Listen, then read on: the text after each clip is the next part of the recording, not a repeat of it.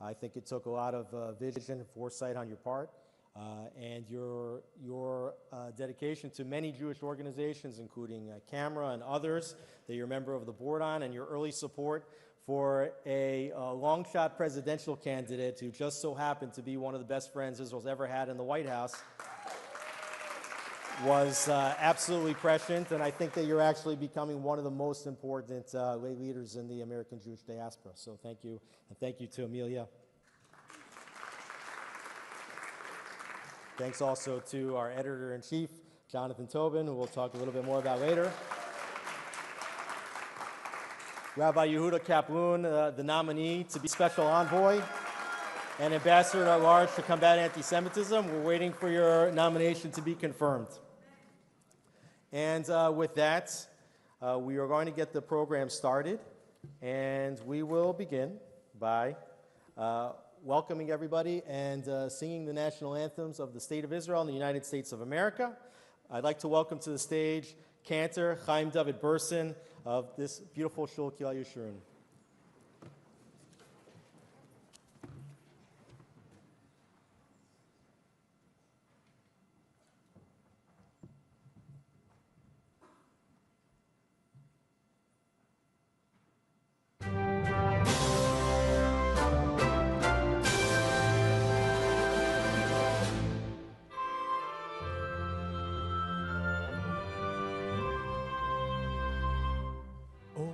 Say, can you see by the dawn's early light what so proudly we hailed at the twilight's last gleaming, whose broad stripes and bright stars through the perilous fight o'er the ramparts we watched, where so gallantly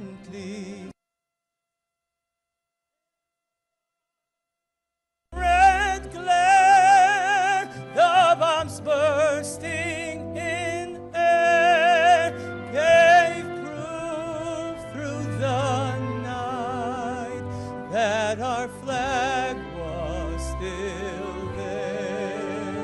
Oh, say does that star-spangled banner yet wave o'er the land of the free and the home of the brave.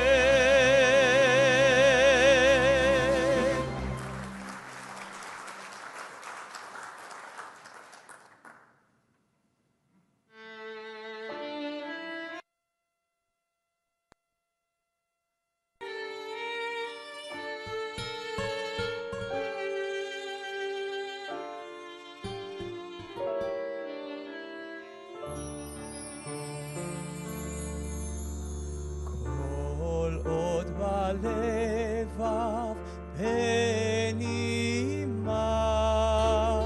נפש יהודי הומייה, ואתם מזרח קדימה,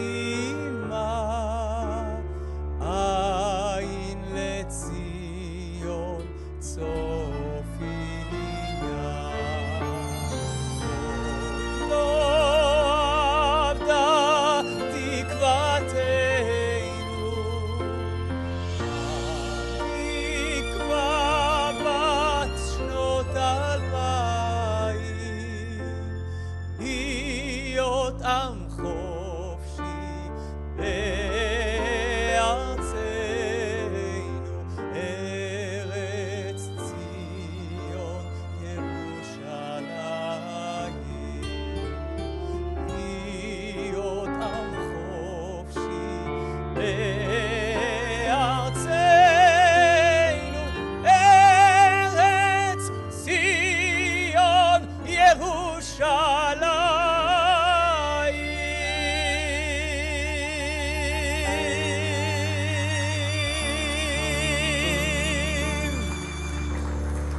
Thank you very much. תודה רבה.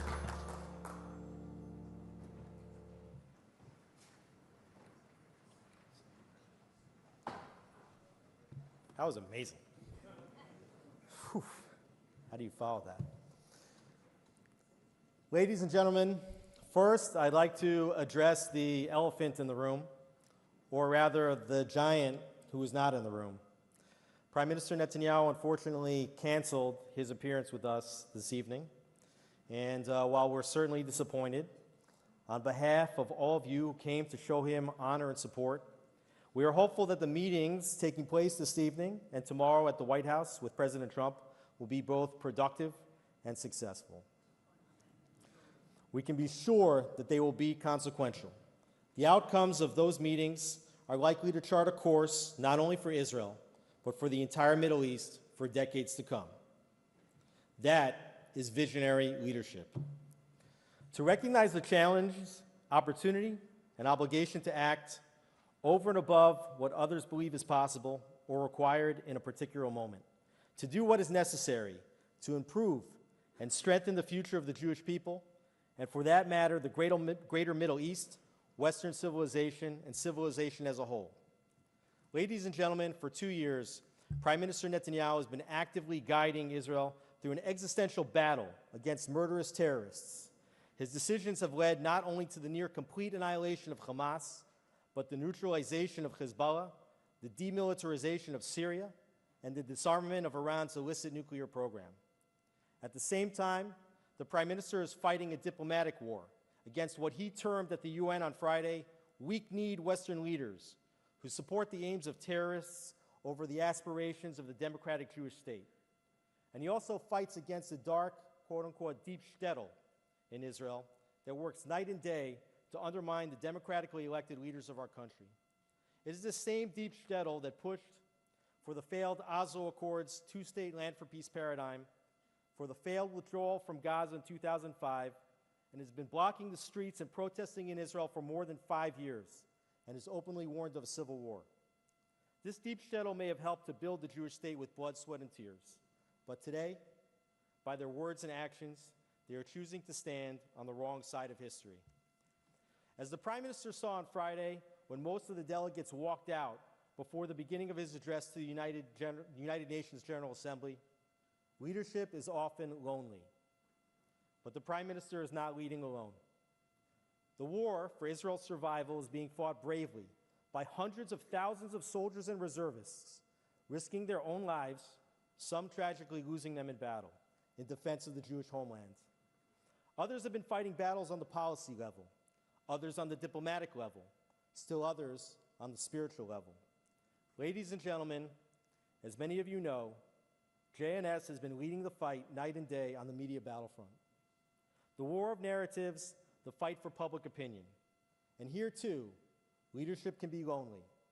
Looking around at the mainstream media, led by the likes of Al Jazeera, the AP, Reuters, the New York Times, CNN, BBC, the list goes on and on. JNS is fighting against the forces of a multi-billion-dollar industry. Worse, much of the Jewish and Israeli media do little to defend the Jewish state against the biased mainstream media. They too are biased against Israel's government. And in the process of trying to convince Israelis that they've chosen the wrong elected leaders, these publications and their influencers are irreparably harming Israel's diplomatic image and the relationship between Israel and the diaspora.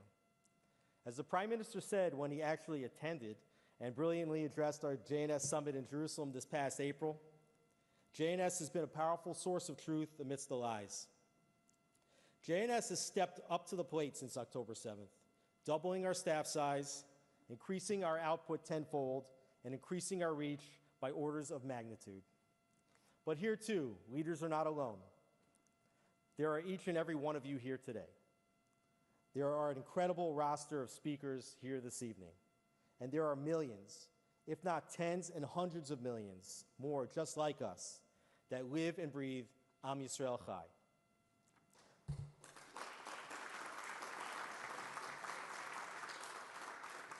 That said, leaders almost always need to do more. Israel has survived and succeeded on the battlefield due to the bravery of our soldiers, but also due to our military superiority. When enemies fire missiles and rockets, Israel shoots them out of the sky. Israel has the world's best planes and best precision-guided weapons, offensive and defensive. And Israel may or may not have, ambiguity intended here, the world's most powerful weapons to serve as a deterrent against any force that seeks our annihilation. Israel has fought and continues to fight bravely on 7 fronts. The Prime Minister refers to the battle of information as the 8th front. It is actually this 8th front where our enemies believe they can actually defeat the Jewish state. Ladies and gentlemen, we must not let that happen, and we will not let that happen. Just as Israel has invested billions and billions of dollars into securing Israel's qualitative military edge on the battlefield, we must now invest heavily in the information battlefield. We are being dramatically outspent by our opponents, who control the newsrooms of the mainstream media, who control university Middle Eastern study centers, and who control the world's most powerful social media algorithms and bot farms. I'm calling today for the supporters of Israel to make a massive investment into the information battlefield. Like every other battlefront, this is an arena that we can and must win. We must take all of our technological expertise and all of our available resources to develop methods to launch and win a significant counter-information campaign. Even with massive investment, we may not see an immediate turnaround, but the Jewish story is a long one. We can and will win back public opinion. Ladies and gentlemen, the decisions that are being made by Israel's Prime Minister and the victories on the kinetic battlefield have the potential to usher in an era of peace and prosperity in Israel and across the greater Middle East. When this happens, Israel must be well positioned to ultimately win the battle of narratives, to tell the truth, and to disseminate it far and wide. Today, you will hear from great leaders. Each has been fighting to protect and strengthen Israel and the Jewish people. And by doing so, they're also fighting to protect and strengthen the United States. Ladies and gentlemen, we must be proud of how we turned a moment of great darkness and despair, October 7th, into an opportunity to dismantle Iran's regional terror axis. We must be proud of our soldiers' bravery, and we must be proud of the small but mighty Jewish state and the Jewish people that have endured and will continue to endure. One of the keys to endurance is Jewish unity. The enemies of the Jewish people don't care if we are living in Israel or in the diaspora. They don't care if we are religious or secular, left-wing or right-wing, voted for Prime Minister Netanyahu or would never vote for Prime Minister Netanyahu. They single us out for our identity as Jews. Let us all stand together as Jews in this moment of existential crisis and generational opportunity. Let us also remember that the ultimate key to our endurance is our faith in God above. We are gathered here between the holy days of Rosh Hashanah and Yom Kippur in one of New York City's oldest and most respected synagogues. On the afternoon of Yom Kippur, we read the story of the prophet Jonah, who thought he could escape God's call to influence the behavior of a large city, Nineveh. Today, we are receiving that call to win the information war, to put policies into place that will protect our people and our civilization. Let us answer that call with resounding fortitude and resolve. Let us collectively thank God for the miracles we've witnessed on the battlefield. Let us pray for the return of our hostages.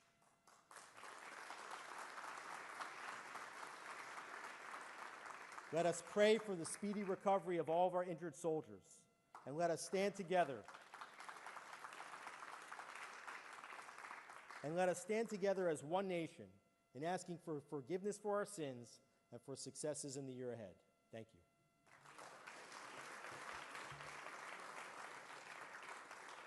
And with that, I'd like to welcome the chair of this Leadership Assembly, my friend and mentor, Richard Heidemann.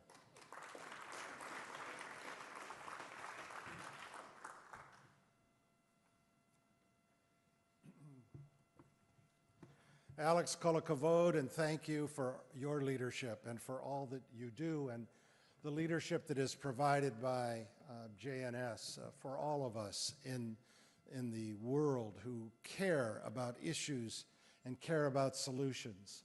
The Prime Minister intended to be here tonight. The Prime Minister wanted to be here tonight. And the Prime Minister, on the one hand, regrets that he's not able to be here, but on the other hand, you should know, and we should all appreciate, that he is dealing with serious issues of state, and he is dealing with the future of Israel and the Jewish people, and he is dealing with the essential and most important relationship between Israel and the United States of America. We have received a video message for all of you from the Prime Minister, and we begin with that.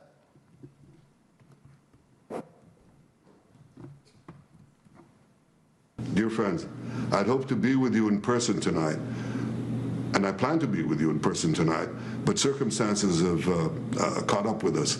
I have to prepare for a very important meeting with President Trump tomorrow in Washington. I'm sure you'll understand. But first I want to acknowledge the best of friends that Israel has, and I and Sarah personally have. The first one is Richard Heidman. I actually wrote down the list to make sure I don't lose or miss any of you. The chairman of JNS Leadership Council, Alex Tremaine, the CEO, Elise Stefanik. You did an amazing job. The context issue, you hit them right on the nose. Tila Falik, part of the Falik family, our dear friends. Sean McGuire of Sequoia, you joined the battle, and we welcome it. Of course, we have Ambassador Danny Danon and Consul General Ophir Kunis holding the fort here in America, and Jonathan Tobin of JNS, and of course, how is he called? The great Mark Levin. I mean, the great Mark Levin, just a man of courage and truth and an indomitable spirit. And we even went to the same high school. He is more than a friend. He is a guardian of Israel. The main message I want to leave with you today is that we must fight, and we must fight on all fronts until we achieve victory. It's not always easy. Some of it will take longer in some arenas than others, but we have to achieve victory. And the most important place where we have to fight is the battle for truth, the battle against the vilifications and the lies that are hurled at our people. That's been the case for millennia, and these lies change form as they do now, but we have to continue fighting them. I don't think we'll get rid of them, but we can mitigate their damage. The most important thing that has happened to our people is that before the rise of Israel, these lies always preceded a massacre, and often successful massacres and pogroms and exiles, culminating in the worst massacre of them all in the Holocaust. The great change that has happened is, one, yes, we're able to also fight the lies to a point, and two, we're able to defend ourselves, and defend ourselves with all the power and might of the Jewish people and of the Maccabees of old, the Maccabees of today. That is the fundamental change that has happened to us. But I think that you should be proud of the fact that you are the modern Maccabees of the battle for truth. So keep it up, and thank you on behalf of the Jewish people, on behalf of the Jewish state. And one final word. In these 2 years, we turned the tables around. On day 2 of the war, I said we'll create a different Middle East, and we have. But there's still work to do. We'll continue to do everything in our power to release all our hostages, to have Hamas lay down its arms, to demilitarize Gaza, to create a different future, a better future for Israel, for the region. I think it's within our power. Thank you.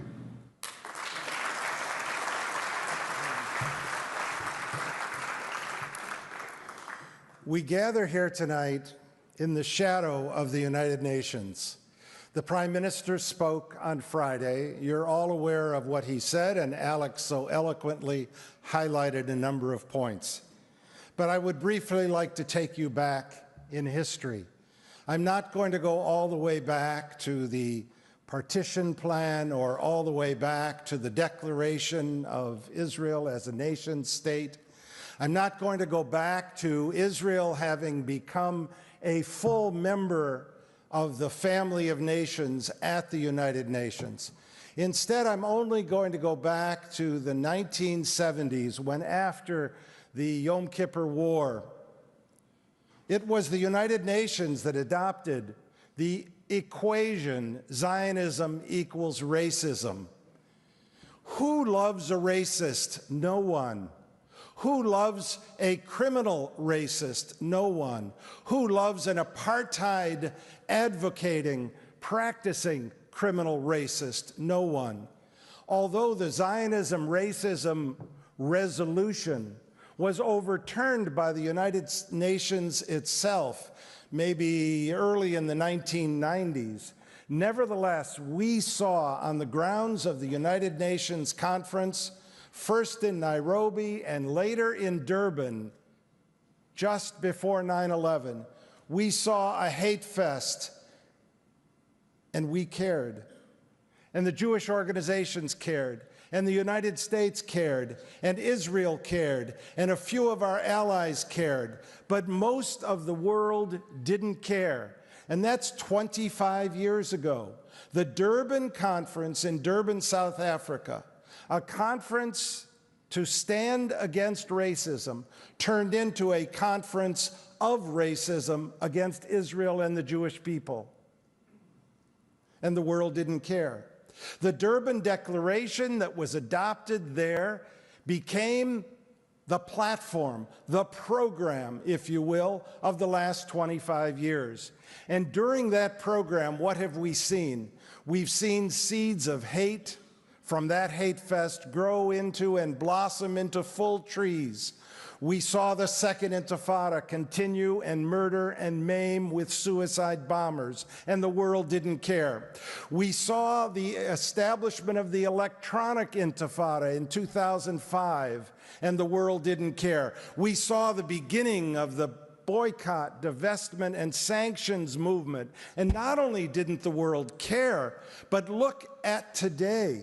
The world has joined that movement. The world is advocating for that movement, and we are paying the price. We're paying the price in our communities. We're paying the price on our campuses. We're paying the price in our shuls. We're paying the price with our own allies. We're paying the prices politically. We are paying for it in every possible way. It's taking lives, it's taking our good name and our reputation, and we here have the opportunity to do something about it. Each of you came here tonight not just to hear the Prime Minister, although we're sure that many of you had hoped to be able to say hello, to say Shana Tova, to say thank you, to say have an easy fast, have a safe day, have a safe trip, have good meetings with the President. We are sorry that you weren't able to do that in person, but we want you to understand this is not just a gathering about the Prime Minister and his visionary leadership and determination, because each of the presenters that we have assembled to bring to you tonight in this JNS Visionary Leadership Assembly are leaders in their own right. They are fearless. They are determined. They are absolutely committed to building a better future for Israel, for the United States, for the Jewish people, for people of all faiths and people from all walks of life. A closing comment. Each of you, having come here tonight, I would ask you, please, think about when you leave here tonight, what you can do in your shul, in your church, what you can do in your community, what you can do with those who govern in your community or your state or in the country. Think about the catalyst each of you are. You, your families, your friends, your companies, your foundations, your employees, all of those with whom you are affiliated. We need an echo chamber, and we hope and pray that during these days of awe, from this shul will come forth an echo chamber in which each of you will play a meaningful role. How can you do so? Be your own visionary leader. Do not be afraid. If we do not stand up for ourselves, believe me, we all know no one will stand up for us. So let us think about what is it we can do. We can speak, we can think, we can write, we can share, we can give ideas, we can give financial support, We can love our families and encourage our young people to go to their classes and not sit on the sidelines, but rather stand up, be counted. Let each of us in our communities, in our organizations, in our families, in our companies, let each of us strive during this coming year. Let us not wait another year, because the Jewish people cannot afford for us to wait another year. Alex mentioned something that everybody wants. It's called unity. I want to share with you an alternate view. Oftentimes, Jewish organizational leadership, when they call for unity, what are they saying? They're saying, Shah still. They're saying, I will speak for you. They're saying, I will chart the path. They are saying, I know better. But the fact of the matter is, we are in difficult days. We are in challenging times. And none of us know yet what tomorrow will bring, or the tomorrows of the future will bring. And therefore, let us have unity in this congregation, in this shul, that we will band together to see to it that we stand against those countries in the United Nations that have voted against us, and we display them. We make it clear that everybody knows who are the haters and who are the lovers. And we make it clear that when we seek unity, it's not for Shah still, because Shah still never worked in our history. It will only work if we are each visionary leaders standing together, making a difference, and enabling those around us to feel the strength, the power, the wisdom, and the vision to also stand together for the future of Israel, the Jewish people, and our many allies of all religions and from many countries around the world. Thank you for joining us here tonight.